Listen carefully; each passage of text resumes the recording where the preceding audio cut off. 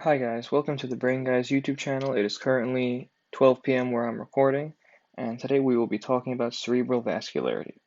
This is sort of a continuation of our last video where we talked about blood supply to the brain in general, except this time around we'll be looking at specifically blood supply to the hemispheres and what blood vessels provide blood flow to what areas.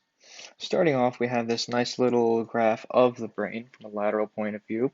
We have our frontal lobe, our temporal lobe, our parietal lobe back here, and then our occipital lobe at the very back of the brain.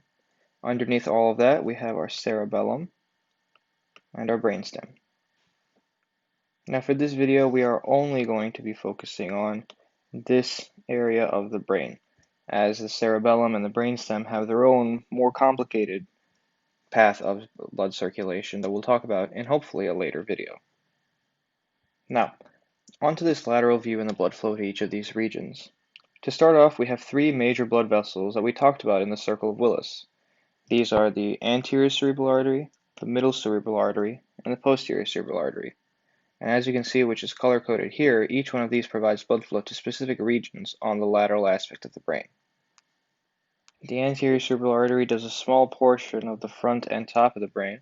The middle cerebral artery does most of its work in this area, where it takes up this huge area on the lateral aspect of the brain. And the posterior cerebral artery does most of the occipital lobe and a little bit of the parietal and temporal lobe. Now, because of this, and because of the specific areas that these provide blood flow to, you can localize symptoms and issues with occlusions to specific blood vessels. Say you have an occlusion to your middle cerebral artery. Well, that's going to take out your ability to speak, as your language centers are located here and here, this being the Broca's area and this being the Wernicke's area.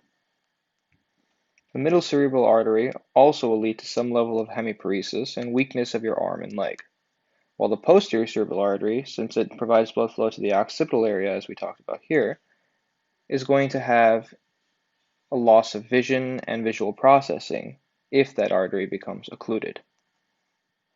Now, one more concept I wanted to attack here for a little bit is the idea of watershed areas. Now, as you can see on these borderline regions between the anterior cerebral and middle cerebral and posterior cerebral, these areas of brain tissue receive blood flow from arteries. And because of that, if you have an occlusion to either one, these ones usually retain their function.